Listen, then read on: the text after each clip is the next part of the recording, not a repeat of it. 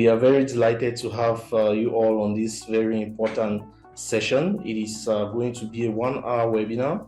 And as we found out during the course of the pre-test, we are going to have two phases of the webinar, where the first will involve in conversation between the moderator and the panelists. And then we are going to invite all the participants to join in the conversation by asking key questions. That will be in the second part of the webinar.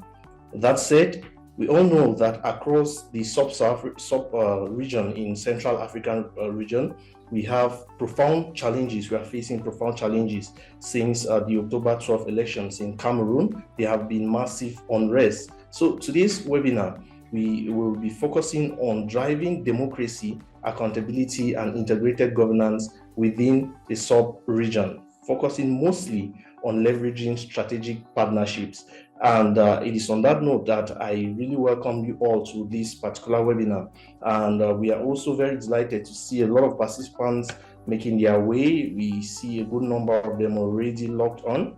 While the others keep coming, we leave the doors open for most of those who will be joining from the nooks and crannies of the Central Africa and beyond. And to host or to moderate this particular webinar is someone who is very versed within the political landscape of the Central African region, the discrepancies regarding the politics in the whole region. He is Mr. Ayumba Kongonyo. He is the Deputy Communications Director at the Denis Alenora Ferretia Foundation, I beg your pardon. He is going to be in charge of moderating today's session. Mr. Ayumba brings an extensive experience in governance communication and regional development engagement. Please join me to welcome Mr. Ayumba. Good day to you, sir. Good day to you, Mr. Desire Fenui. Thank you for having us in this very exciting webinar on a very interesting topic that ties with the context, the current political context in Central Africa. And today, like you rightly mentioned, we are going to be discussing about challenges facing democracy, and accountability, and integrated governance in Central Africa. To be more specific, the theme of our webinar this afternoon is driving democracy, accountability, and integrated governance in Central Africa, leveraging strategic partnerships. So we've got a very learned panel with us this afternoon, with whom we're going to be discussing about this topic, and I would like to take pleasure in introducing each one of them. The first, I'll begin with a lady. Don't they say ladies before gentlemen? So the first person on the panel is Ms. Beverly Osheng. I hope I'm pronouncing right. Ms. Beverly Osheng works as a senior analyst in Control Risk Global Risk Analysis Service based in Dakar, that's in Senegal. She's responsible for the coverage and analysis of Francophone Africa within the Sub-Saharan Africa team. She also supports the monitoring and reporting of political, economic, and security trends in at least 15 Francophone African nation. That tells you that it's a head that is well filled, and which we are going to take pleasure with whom we are going to take pleasure in sharing ideas. So without unveiling all her pedigree, I would just like us to welcome. You can just put a thumb up, panelists, just to make me know that you are actually connected and you're following. Just give a thumb up as we welcome Miss Beverly Osheng. And the second person on the panel is Mr. Wana Emmanuel Bumako. Mr. Wana Emmanuel Bumako is a strategic and transformational management consultant and political risk analyst with deep expertise in government peace building in Central Africa. And he's also founder and managing partner of Amani Transformation Services, where he supports African SMEs and public institutions and public institutions in legacy-driven strategy, cultural intelligence, and investment readiness. He accumulates over 15 years of experience in these various fields. So I would like you to put another thumb up for Mr. Wana Emmanuel before we eventually give all of them the floor.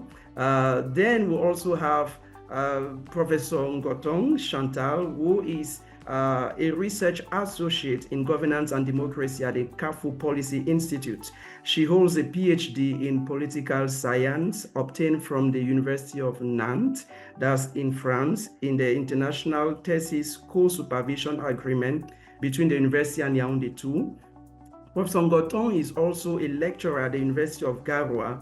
She is a reviewer and co-editor of the African Development Perspectives Yearbook and a member of the research group on African Development Perspective. So, ladies and gentlemen, thumb up for Professor Ngotong. So, we now have the full panel, and I would like to begin quickly with a very simple exercise from our panelists. Just to ask them what is their perception of the state of governance in Central Africa. I would like to put that question to Professor Ngotong to begin with her. Prof, you have the floor. Hi. Yeah, I was asking a question just to set the stage for this very interesting webinar. What is your perception, Prof, on the state of governance and democracy in Central Africa? Alors déjà, bonsoir à tout le monde. C'est vrai que là, j'ai un peu perdu la connexion. C'est pour ça que je n'ai pas compris la question quand elle a été posée pour la première fois.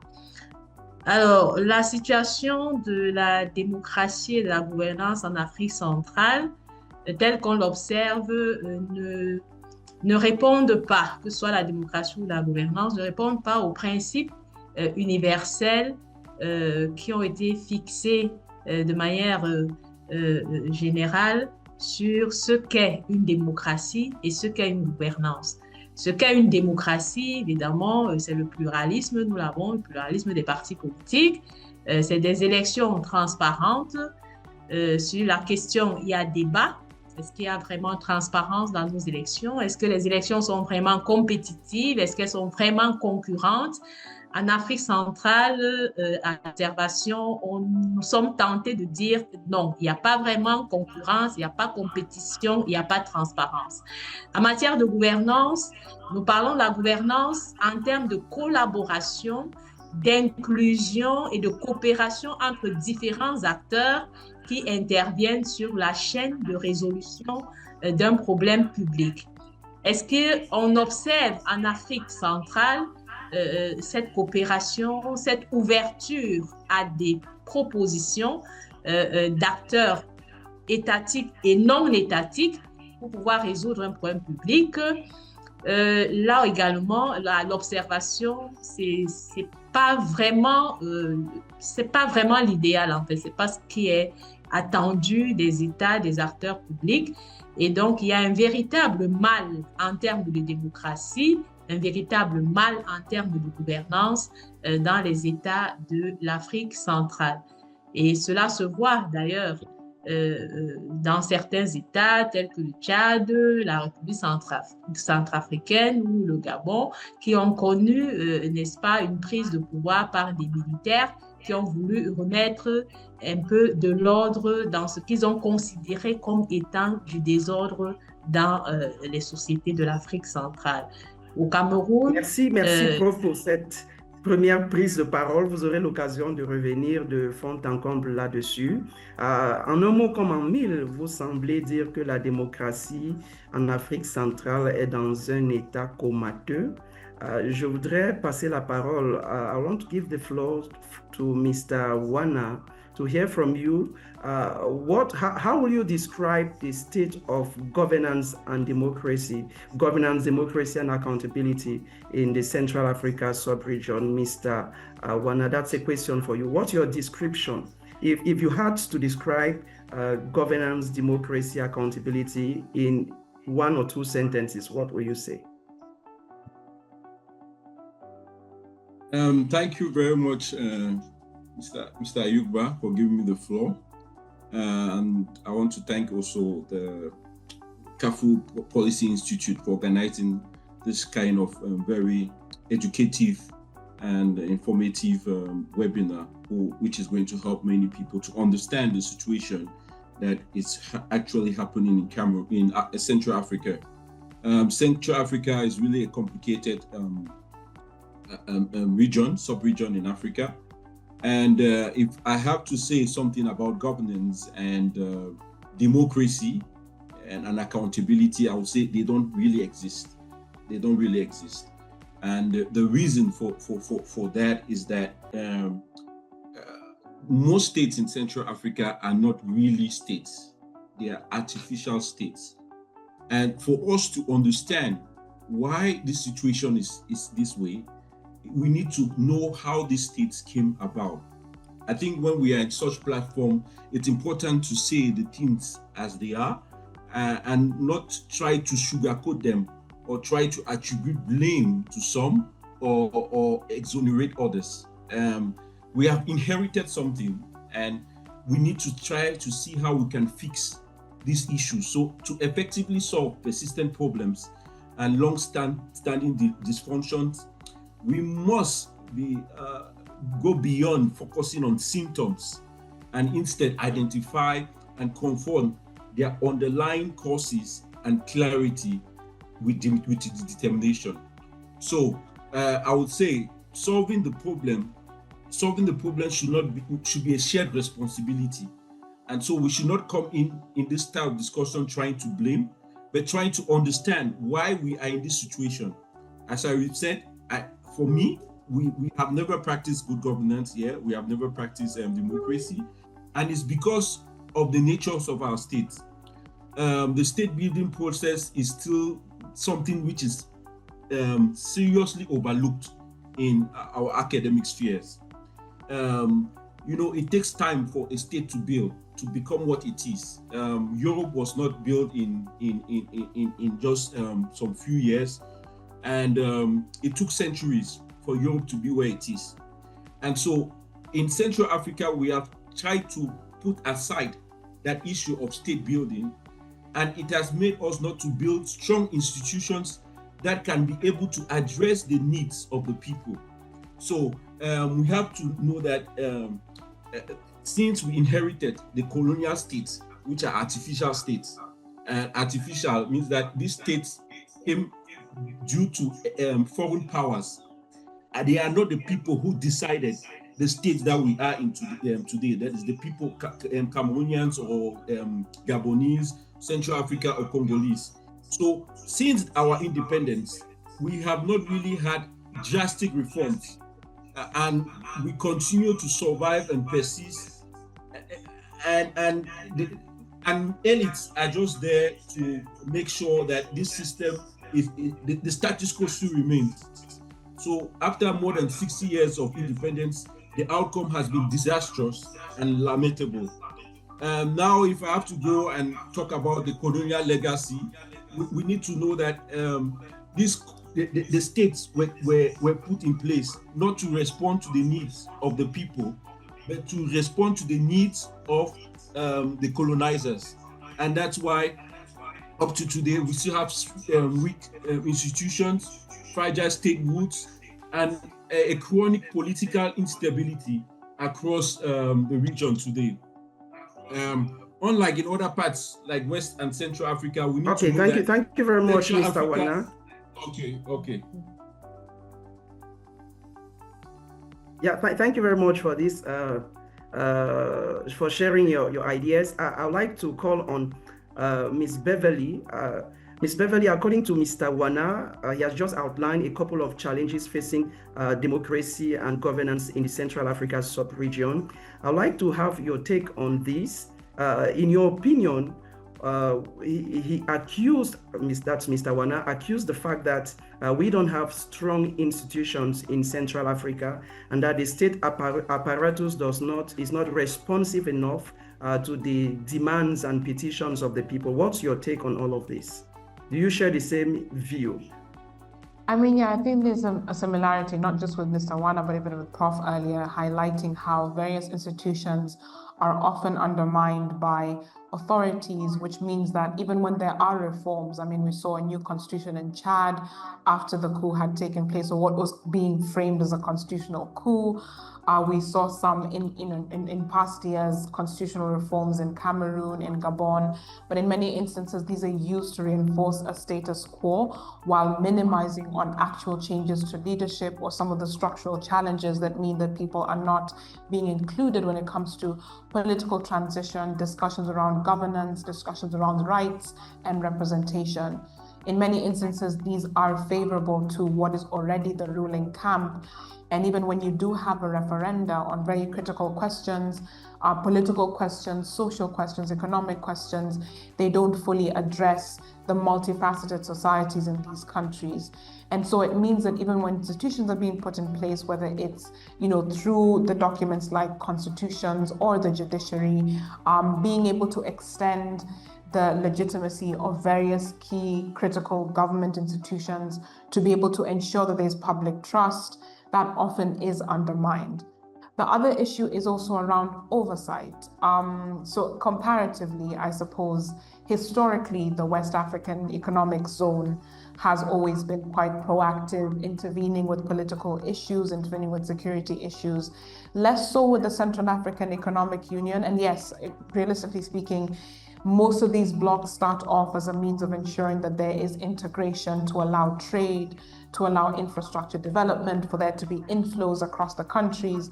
But then when you realize that those institutions, whether it's because of political issues or security issues, are not able to be effective, then there is an expectation that those wider regional oversight bodies would then modify their charters or consider having more concerted conversations around, are we practicing, are we upholding democratic principles? Are we upholding or holding each other accountable as leaders? Are we being vocal in instances whereby we see people holding mass protests, whether it's in dispute over an election or a dispute over a referenda or a dispute around whether there's good governance, and the oversight institution does not necessarily step in. And of course, the tricky balance is between sovereignty, which when you are a member of an institutional bloc, you are yielding a sense of sovereignty and operating on shared values, but also ensuring that those countries are also operating within their own jurisdictions. Okay, thank you very much. I like this comparative approach you're using, Ms. Beverly, and coupled with the fact that you are based in Senegal, like I understand you are. We know the Western countries, West African countries, have a much more buoyant democracy than the Central Africa. So from your observation, where do you think the Central African sub-region missed the mark? Well, I suppose it goes back to the robustness of the oversight institutions. The Economic Community of Central African States does not necessarily comment on political developments in the region. We saw during the coup in Gabon, there was some hesitancy in really highlighting or, being more vocal against the fact that you cannot overturn a democratically elected government, even though the election that led to the coup was in dispute. It was about addressing that political dispute rather than seizing power. In the case of Chad, for instance, there wasn't as much vocal political statements towards the fact that despite there having been a clear transition or a process through which that transition could have been managed when Deby was killed in the battlefield, that the son wouldn't just simply come into power or claim political power. We've seen with the Cameroon election fallout in particular, even though Western diplomats chose to walk out of the announcement of the final election results, right after Paul Biya was declared the winner, we did see both regional and other institutional partners congratulating the president, but failing to address the reasons for the protests or to call for dialogue. And without that pressure at times, then it means that internally the status quo continues. But I mean, it's also switching in West Africa and across the region. I think democracy is facing a lot of challenges. Elections are no longer a barometer for you to say that there's legitimacy or that a government is actually well supported by the public. There'll be issues around whether you need to reform the Electoral Commission, the judiciary, civil society engagement, inclusion, civic education, a full understanding that people are exercising their rights and that those rights are being respected. Okay, thank you very much for those clarifications. I'll give the floor to Mr. Wana. Mr. Wana, the mention has just been made of the fact that Central African sub-regions are not as vocal as they ought to be in some of these cases where democracy is trampled upon, or governance or accountability. So how can strategic partnership, both regional and international, effectively support the strengthening of democratic institutions and processes in Central Africa? Thank you again for giving me the floor. I think we need to understand why Central Africa is different from other regions in Africa. Central Africa is one of the richest sub-regions not only in Africa but in the world in terms of natural resources. So all has been made for this region for the continuous extraction of resources, even after. Okay. Is it good now? Sorry, sometimes. Mr. Wana, are you with us? Okay. All has been done. Yes. Can you get me? Can you get me? Yeah, I can hear you. Okay. All has been put in place for the continuous extraction of these resources. So these states were created for resources to be extracted, whether the colonialists were not there or they are replaced, they are substitute. So everything, this is what they call in political science rentier states which are just there to extract resources and sell. That is, the civilians don't even participate, that is contributing taxes or so on. So everything is put in place so that the status quo should remain. The people should not participate actively in the democratic process or in the development process, because the people have to make sure that the resources in these regions are well exploited. And this is why regimes, it has led to personal rules. If you see Cameroon, Equatorial Guinea, Gabon, and Chad, and all of these places, there have been dynasties that have been there. We have a president in Cameroon that has been for more than 40 years. We know the situation in Equatorial Guinea, the same in Gabon, where one family took the son replaced the father. It was the same in Chad. So all of these people are there to protect this status quo, and that's why there's little reforms, and many people are not able to participate in the democratic I hear you. Development process. I hear you. So I'm giving you back the mic.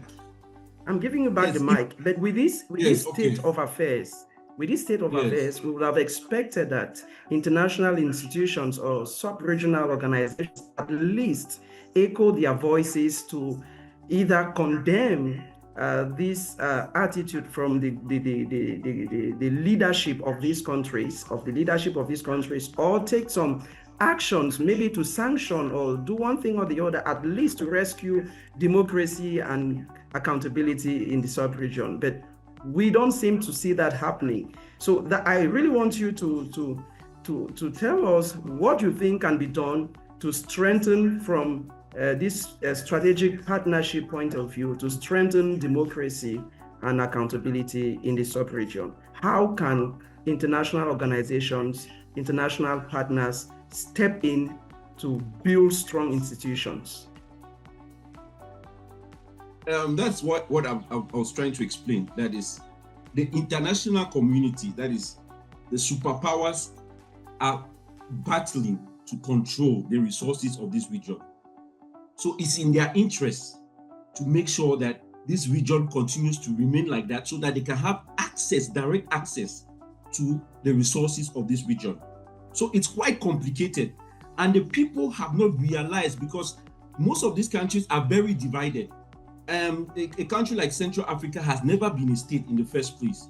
And we should not forget that we are in a superpower competition world today, where Russia is trying to have access to Africa, China, and America. So these people want people in power to make sure that the status quo remains, so that they can have access to these natural resources. So that's why the people, because it's an internal issue, have to wake up and see how they can build institutions, because these external forces are not there for our interests. International relations is all about interests. And so if the looting is continuing in their own favor, they will continue. So it is the people who need to organize themselves. And unfortunately, that's not what has happened in these regions.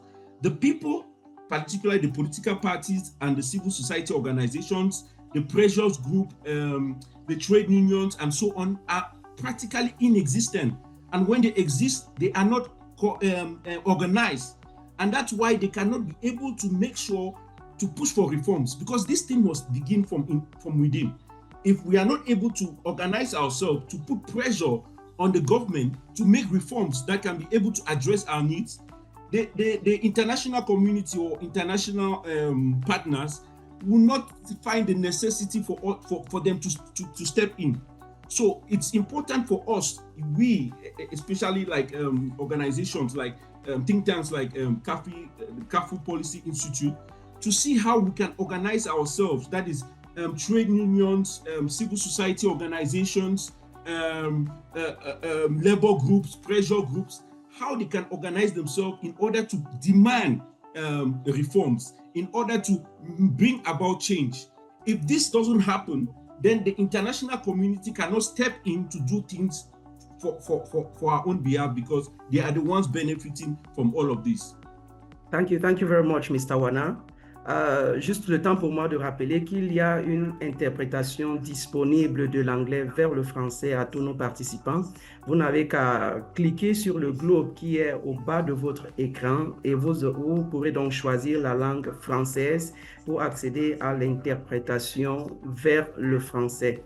Et cela me permet donc de revenir au professeur Ngoton, pour lui poser la question au regard de ce que M. Wana venait de dire, que notamment que les organisations sous-régionales et ou internationales sont toutes acquises à la cause des gouvernants et donc utilisent ces gouvernants pour exploiter les ressources naturelles et du coup ne peuvent pas condamner les agissements qui tendent à mettre en mal la démocratie et la gouvernance. Mais la question que je m'aurais posée au professeur Ngoton est celle de savoir quels sont donc les mécanismes qu'on peut mettre en place, quelles sont les bonnes pratiques qu'il faut implémenter pour enrayer, endiguer, peut-être pas à 100%, mais à réduire au maximum possible la corruption, par exemple, ou alors la fraude électorale, qui sont autant de mots qui minent la sous-région d'Afrique centrale. Professeur Ngoton.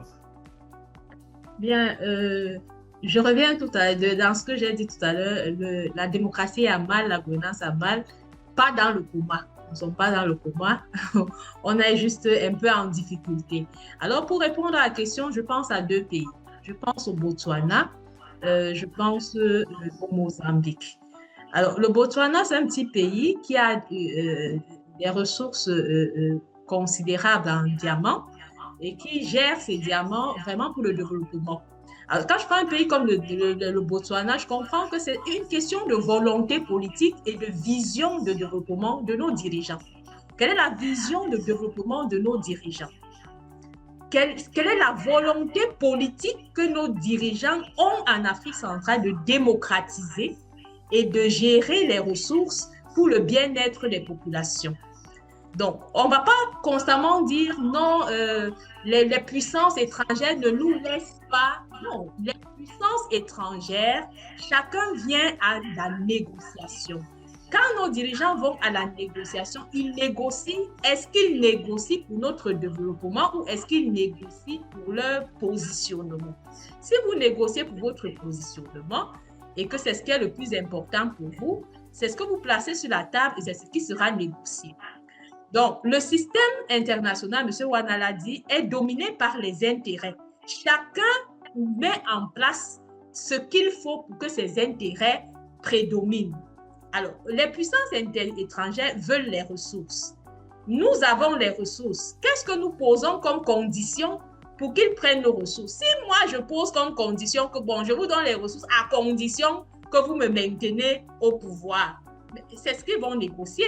Ils auront les ressources, vous avez négocié votre pouvoir, ils vont vous donner votre pouvoir. Mais si vous négociez le développement de votre population, que je vous donne les ressources à condition que vous me construisez les routes, que vous me mettiez l'électricité, que vous me construisez les écoles et qu'on mette en place justement un système de contrôle et que si vous ne respectez pas les clauses, on rompt le contrat, on donne à quelqu'un d'autre, ça marche. Le Botswana n'est pas un pays extraterrestre. Comment ils ont fait? Allons voir et voyons comment on peut transposer leur système et l'adapter au nôtre. Au Mozambique, ils ont eu un parti unique qui est resté au pouvoir pendant longtemps. Pendant plus de 60 ans, c'est le même parti, sauf qu'à l'intérieur même du parti, il y avait démocratie. À l'intérieur du parti, il y avait démocratie. Donc, dès qu'il y a élection, le parti organise des primaires. Ceux qui veulent accéder à la présidence posent leur candidature au sein du parti. Celui qui l'emporte, c'est celui-là que le parti désigne comme candidat. Il faut qu'on réforme même déjà la manière de fonctionner de nos partis politiques. Comment nos partis politiques fonctionnent en termes de démocratie? Si vous avez des partis politiques qui, à l'intérieur, ne sont pas démocratiques, on ne peut pas espérer être démocratique.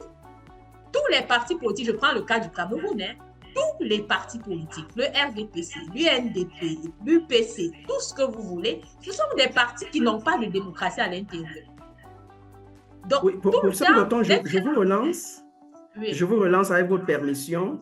C'est vrai que vous semblez prendre le contre-pied de M. Wana qui, peut-être sans dédouaner complètement les organisations internationales, lorsque vous dites par exemple qu'il faut qu'il y ait une volonté politique manifeste en interne au sein des pays de la sous-région.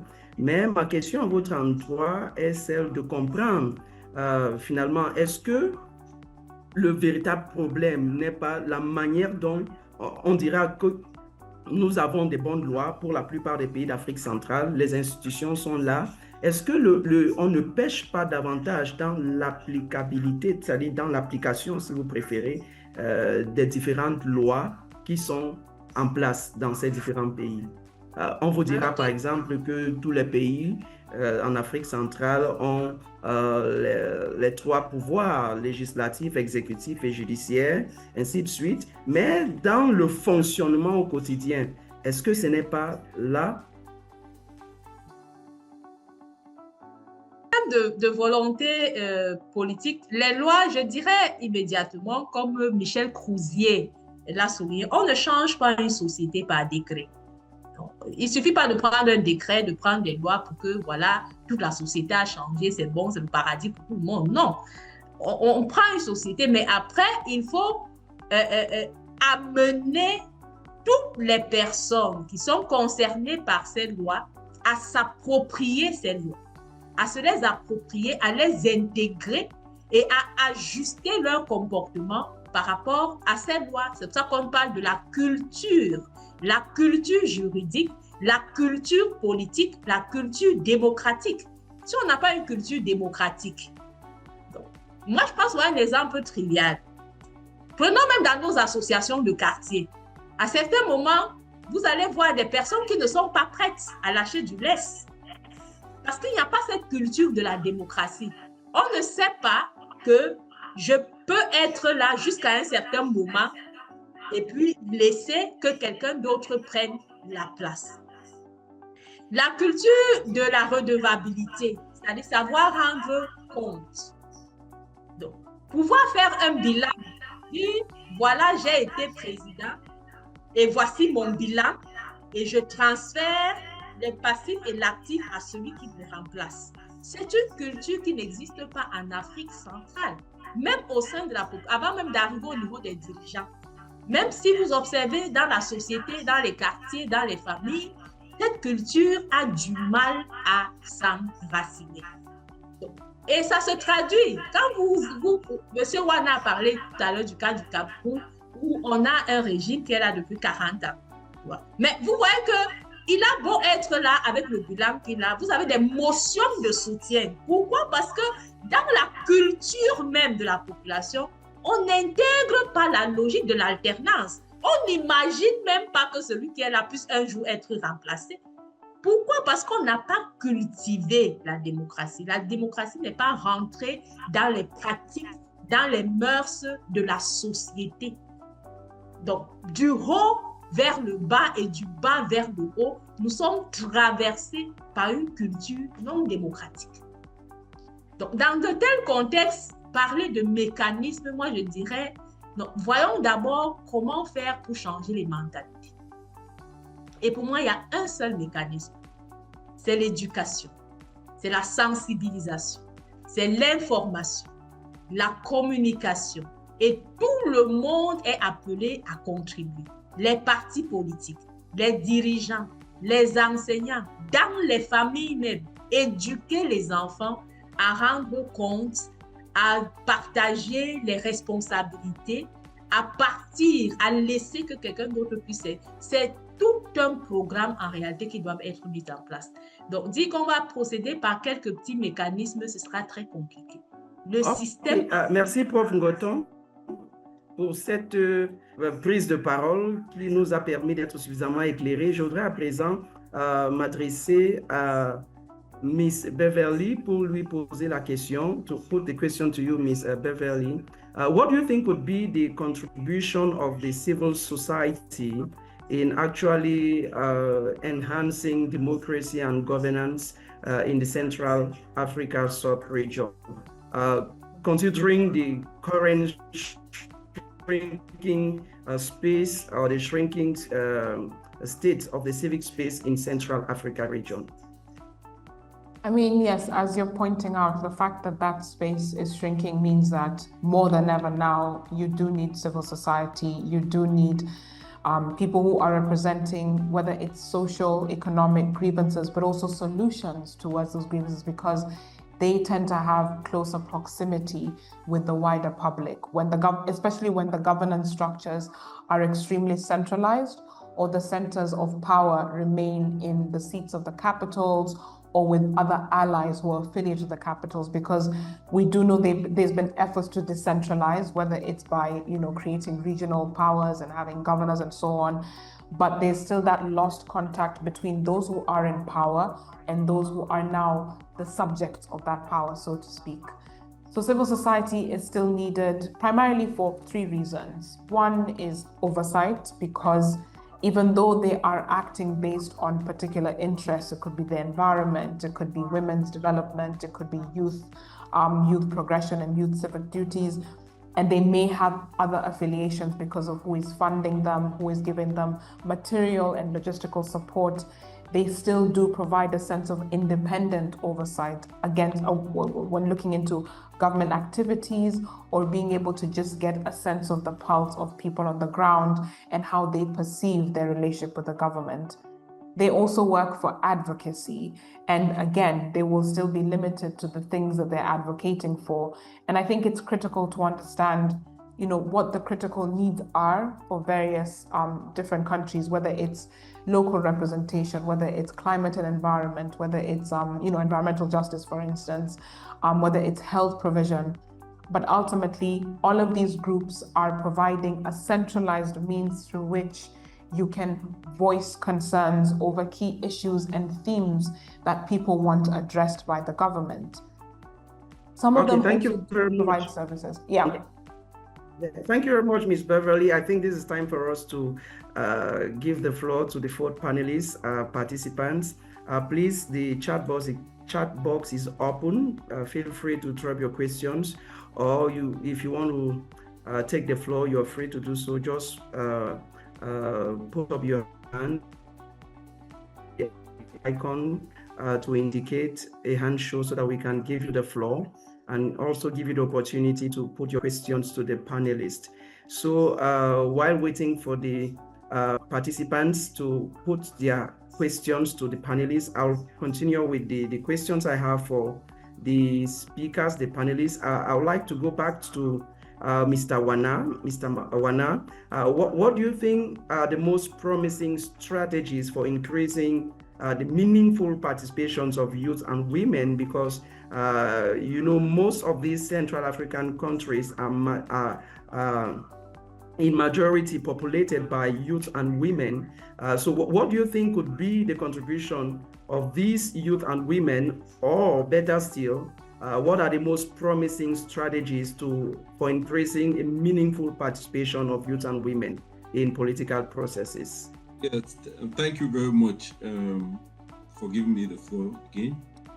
I will just bounce back on what Professor Ngo Tong spoke about, the issue of political culture. There is no political culture. Political culture is being built. It's not something that comes out of the blue. It doesn't come by an accident. And it's just the same like democracy.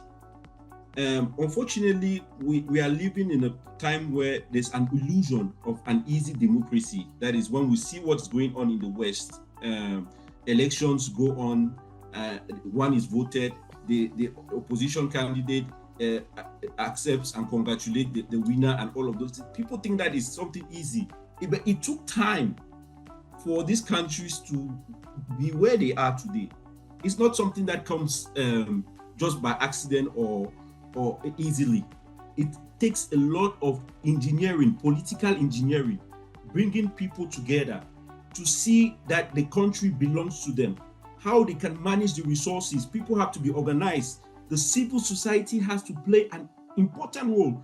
Do you know that more than, they say how many, more than 1.5 million people in DRC Congo are undocumented, don't have a birth certificate. It means that they don't even exist like a citizen. In Nigeria, it's the same thing. In Cameroon, it's how many percent of the population? I've forgotten the statistics, but if you see in Central Africa, these statistics are very high. There is no consciousness of people that they are even living in the state. The state is not legitimate. So there's much work for us to do, especially civil society organizations. When I'm talking about civil society organizations, it's important we emphasize on them, because civil society organizations are not people who are there to bring about division. They are people who are there to bring about an ideal. That is, if we want democracy, how should we work to bring about democracy? Not for people to be following one leader or the other.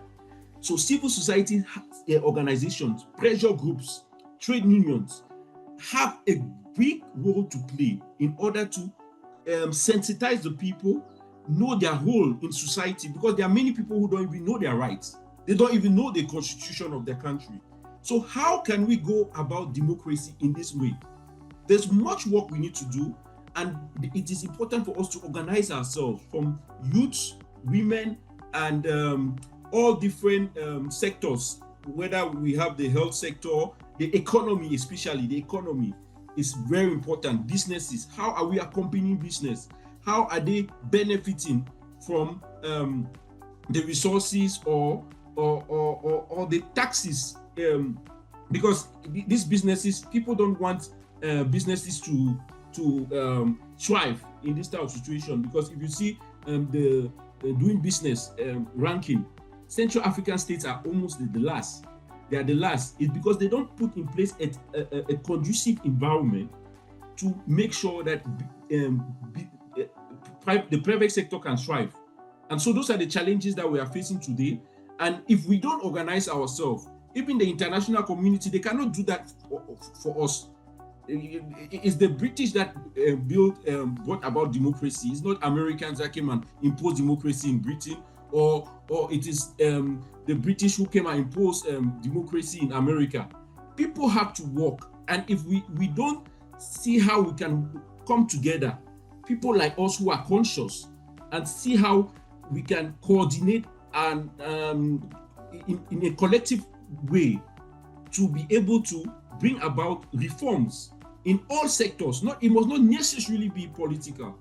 In the economy, it can be also infrastructure, it can be access to potable water. All those things, these are basic things that the state in Central Africa is not able to provide.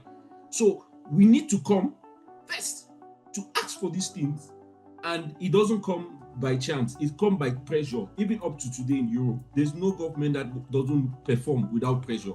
So we need to learn that and be able to get results from our government. Thank you.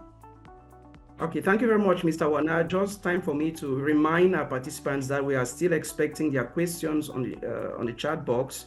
And for those who want to take the floor, just do so by indication of a hand show, and chance will be given you to put your questions to the panelists. Je voudrais à présent m'adresser au professeur Ngoton. Monsieur Wana venait d'accuser l'insuffisance de la culture politique au sein des populations qui serait donc responsable de cette faible participation dans des activités, que ce soit électorales et autres. On a quand même vu dans certains de ces pays en Afrique centrale des tentatives d'organisation être réprimées. On a vu certains pouvoirs, certains régimes en place pratiquement décapiter des mouvements qui se sont organisés justement en vue d'accroître la participation politique des jeunes comme des femmes. Et donc, ma question à votre endroit, comment on fait pour manœuvrer finalement pour sortir de ce genre de situation lorsque les tentatives d'organisation et de mobilisation de la société civile sont complètement neutralisées par les régimes en place? Professeur Ngoton. Alors, je dirais il faudrait peut-être s'inspirer des stratégies de guerre. Il est difficile d'aller en guerre contre un ennemi qu'on ne maîtrise pas, dont on ne connaît pas la force, dont on ne connaît pas la capacité. Parce que c'est aussi ça notre problème. Et je crois que c'est là qu'intervient justement la société civile et les think tanks. Il faut connaître qu'est-ce qu'on combat en fait, qu'est-ce qu'on veut changer et comment est-ce qu'on veut le changer et comment est-ce que nous pouvons le changer. Parce qu'il y a dans les systèmes fermés, d'ailleurs même les systèmes ouverts, ce qu'on appelle les fenêtres d'opportunité. Il faut qu'il y ait des fenêtres d'opportunité. Les fenêtres d'opportunité, ce sont des moments uniques où une action qui ne pouvait pas passer dans un contexte peut passer. Il faut donc pouvoir identifier si l'on est dans un contexte favorable à une certaine action. Et lorsqu'on détecte qu'il y a une fenêtre d'opportunité qui est ouverte, alors il ne faut pas y aller de main morte. Et c'est là où il faut s'inspirer justement des stratégies de guerre. Ça veut pouvoir avoir un ennemi qui est vraiment très fort dans sa capacité de frappe, mais il faut identifier les points faibles à partir de laquelle votre force peut le neutraliser. Donc, on est dans des systèmes autoritaires, on réprime les marches, on réprime toute forme d'expression. Et donc, aller de manière frontale est risqué et est contre-productif. Comment donc développer des stratégies alternatives? Il faudrait... C'est là que ça nous sommes très intéressés. Oui, justement. À ce moment, il faut donc voir comment entrer en négociation avec l'ennemi pour accroître sa marge de manœuvre. Jusqu'où le système est prêt à nous laisser agir.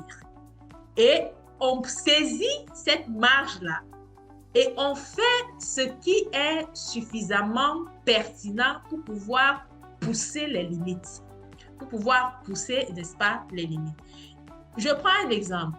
Nous pouvons, là, maintenant, nous avons la possibilité d'aller dans les villages, de faire asseoir les populations, de leur parler de la démocratie, de leur expliquer pourquoi nous choisissons nos représentants, l'importance de choisir un représentant. Et j'ai vu, par exemple, un organisme qui allait vers les partis politiques pour renforcer les capacités des partis politiques, comment composer une liste, comment choisir même les candidats que le parti présente en fonction des enjeux et de l'idéologie du parti. Donc, voilà des stratégies qui font que là où la société civile ne pourra pas agir, elle a injecté les idées qu'elle pense qu'elles peuvent passer dans un parti politique qui, lui, dans ce contexte, peut agir puisque lui, il a la latitude d'aller jusqu'au champ politique pour pouvoir interpeller les autorités. Et le parti peut bâtir sa stratégie, ainsi de suite. On crée donc une chaîne de collaboration qui ne peut pas être simplement éradiquée comme ça. On part sur la base de nos proverbes africains, une seule main n'attache pas le mai. S'il y a déjà une main, deux têtes, vous voulez couper toutes les têtes, c'est que vous allez tuer toute la population et vous n'allez avoir personne à diriger. Le problème, c'est qu'à un moment donné, on va toujours en rang dispersé où chacun estime que j'ai la force pour y aller et je vais y arriver. Que ce soit les partis politiques, que ce soit les associations de la société civile ou les think tanks, chacun estime que non, j'ai assez de stratégie. Non. Il y a ce que je peux faire, il y a ce que je peux faire faire. Il faut donc que je discerne entre ce que je peux faire et ce que je peux faire faire. Donc, je peux ne pas faire ceci, mais je peux faire à une personne qui est mieux positionnée et mieux placée pour pouvoir faire ce que je pense qu'il doit être fait. Et c'est ça qui crée donc la chaîne. Et c'est là où on arrive donc à ce que vous appelez la gouvernance intégrée. D'accord. Merci infiniment, Prof, pour ces ébauches de stratégie. Je crois que nos participants qui sont connectés prennent véritablement de notes parce qu'il y a matière à écrire. En tout cas, merci. Nous avons une question dans la boîte à questions. Donc, pourquoi les organisations communautaires africaines sont si silencieuses face aux menaces qui pèsent sur les acteurs de la société civile d'Afrique centrale? I want to put this question to Ms. Beverly. Let me just take it in English all over. Why are sub-regional organizations in Africa so silent about threats that are threat against actors of the civil society in Africa? That's a question that is asked by Mr. Mathurin Banga. So I'll put this question to Ms. Beverly. Well, yeah, thank you for the question. I think because for the most part, it challenges what is the status quo and it may threaten the legitimacy of those governments. So by not having a strong civil society, various governments ensure that they can maintain power, that power is unchallenged, that their accountability systems and governance systems also remain quite weak. So whether it's being able to seek political restitution or from the judiciary or from the regulatory authorities, it becomes very difficult and a frustrating process for organizations or for governments and how they can operate in very uncertain environments. Yeah, thank you very much, Ms. Beverly, but just keep the floor, please. In this situation you just described, one would have expected to have international organizations stepping in to kind of equate the to instill a balance of power between the legal republican institutions and the civil society, just in case these institutions will want to abuse of the power that is given to them by the people. But we don't seem to see that happening in Central Africa. Well, I mean, partly it's because of the country's own relationships with international institutions and even with international partners. So we've seen, for instance, with Chad as one example, they did vocally, call for, say, French forces to leave, and their relationship with France has become quite strained. They have aligned themselves with other diplomatic partners who would not call them to account, whether you're thinking about the United Arab Emirates, whether it's Russia, whether it's accountable for various issues that arise, and governments that are not interfering, as you would put it, in the local domestic political dynamics, which makes it very difficult for there to be any international or regional pressure against those governments. If you look at the Central African Republic, it has gone through years of political isolation. Despite the fact that there has been the infrastructure through the UN, this has been discredited by some of the Central African Republic's close partners, such as Russia. And this is not just playing out within the country, but even in forums like the UN Security Council, which is where you would assume that certain political and security responsibilities are taken at a much higher level. And the list goes on, whether it's Cameroon, the fact that the government, we do know that the president spends extended periods of times abroad, but at the same time, within the country, there are issues around governance, institutions, the protest that just took place recently. The diplomatic community walked out of the current election outcome. However, it doesn't mean that there's pressure on the government to change its tactics, to reform institutions, and to build a much stronger, consolidated civil society. Okay, thank you very much for insight.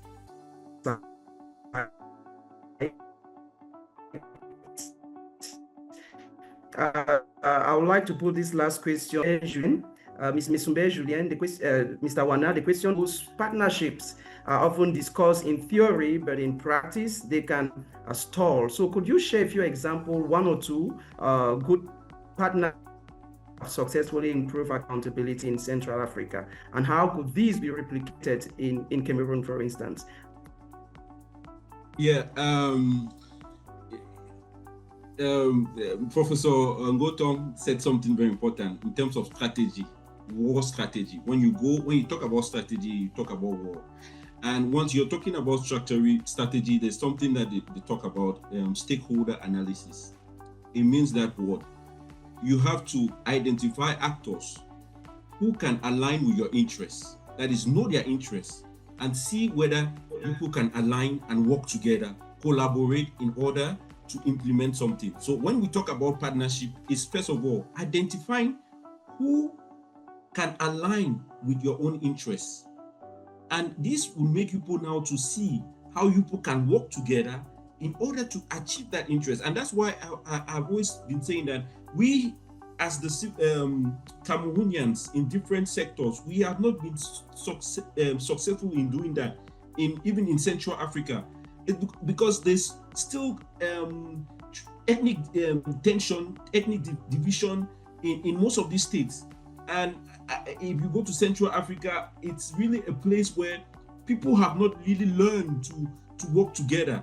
So there is a lot of education that has to be done, sensitization, because the illiteracy rate in these countries are also very high, especially in Cameroon is a different case, but you go to Chad, you go to Central African Republic, DRC Congo, you will see that the illiteracy rate is very high there. So many people still lack some basic things. Even they cannot feed themselves. They don't have access to potable water. There are so basic things that we still don't have. And so that's why we need to go back to the drawing board. We need to see how we can organize ourselves and look for partners, because somebody was talking about international organizations or regional organizations are not sanctioning the regime, but you have to know that international organizations are the representatives of the various governments, like the AU. Okay. Those people who sit in the AU are the representatives of these dictatorial regimes, authoritarian regimes we have there. So they are not in our own interest. So it's about identifying actors, knowing how they align with your interests, and seeing how you can work together in order to implement. Thank you very much, Mr. Wana. I take that for your recommendation. We need to identify actors and align our interests. So thank you very much. I'll give the floor to Mrs. Beverly for her recommendation before we close, because this is the last turn, actually. Recommendation before we close the webinar, just in one statement, one sentence. I think it's just closer partnerships between governments and civil society organizations and clear structures with which to engage with various stakeholders, and not seeing civil society as a threat, but as a way of empowering institutions and ensuring that there's representation. Thank you very much for being so brief. I appreciate Mr. Professeur Ngotong, c'est avec vous qu'on va finalement sortir de ce webinaire. Quelles sont vos recommandations à l'endroit à la fois de la société civile, des gouvernants, des partenaires stratégiques internationaux pour améliorer l'état de la gouvernance globale en Afrique centrale? Nous devons faire de la culture démocratique un objectif à atteindre et mettre en place tout un système qui permet de former à la culture démocratique, de sensibiliser aux responsabilités des uns et des autres et surtout d'interpeller chacun à assumer la responsabilité qui est la sienne dans un système. Les citoyens doivent se former pour apprendre à choisir leurs représentants parce que c'est eux, le peuple souverain, c'est eux qui décident. Les partis politiques doivent être formés à la culture démocratique parce que c'est eux qui donnent les candidats que le peuple, parmi lesquels le peuple doit choisir pour le représenter. Les dirigeants doivent mettre en place des institutions qui favorisent la culture démocratique. Faisons de la culture démocratique un objectif et nous aurons une gouvernance intégrée, une bonne gouvernance et des systèmes démocratiques. Nous avons tous nos voeux. Merci, chers panélistes, ladies and gentlemen. Thank you so much, and dear participants. It was a pleasure to have you on this webinar on the topic driving democracy, accountability, and integrated governance in Central Africa, leveraging strategic partnership. Thank you very much for being part of this webinar. I'll give the floor to the presenter to probably close the webinar. Okay, looks like we have a few technical issues here. So all in all, it was a good webinar. Thank you very much for having taken part of that in that webinar. Thank you for all your contributions. I'm sure our participants have learned a lot. I learned a lot myself. I'll see you next time for another very interesting webinar. Bye-bye. Bye-bye. Thank you. Bye.